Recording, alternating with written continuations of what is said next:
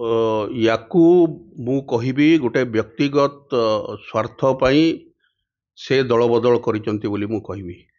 तार कारण होची राजनीति जानी नथिबा जने व्यक्ति को विजु जनता दल सभापति पूर्वतन मुख्यमंत्री नवीन पट्टनायक जो भली भाव रे गोटे परिचय देइथिले तांको स्पेशल डेवलपमेंट काउंसिल रो चेयरमैन करथिले, तांको राज्यसभा को सांसद भाव रे पठैथिले।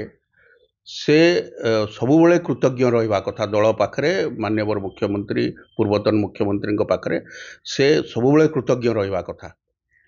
एवं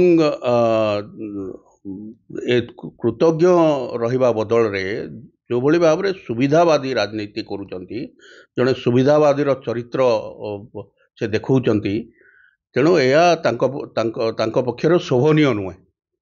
जदि से जो एलिगेशन सब आणुचंती, जो आक्षेप करूचंती जे जिला स्तरीय नेतृवृंद हजार हजार कोटी टंकार दुर्नीति रे सामिल थिले, बाली रे तो विषाक्त छतुआ रे एसटीएसी जमी दुर्नीति रे सामिल थिले, तांको पाखरे जदि प्रमाण अछि को व्यक्ति विशेष से सेथिरे सामिल थिले एवं से प्रमाण से दउनाहंती काहेकि से सेतेबेले राज्यसभा सांसद थिले, दलर उपर स्तर रे दलर तत्कालीन मुख्यमंत्री एवं श्रीजुक्त वीके पांडियन को पाखरे से सबु कथा रखिबा भलिया सक्षम थिले, सेतेबेले काहेकि कथा उठैले नहीं।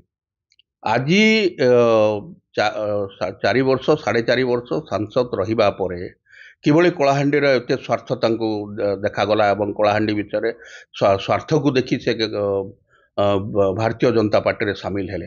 ये केवल बहानाबाजी खाली, ये अन्य किछि नुहे। निजर स्वार्थ हासिल करिवा पई श्रीजुक्त सुजीत कुमार भारतीय जनता पार्टी रे सामिल होइचंती। कोनोसी कलाहांडी रो स्वार्थ को से देखि नाहंती किंबा विगत दिन रो मध्य दलर संगठन सहित तांकर कोनोसी संपर्क नथिला। जेहेतु से जड़े राजनीतिक व्यक्ति नथिले, तेणु से दलर संगठन सहित तांकर से भली संपृक्ति नथिला एवं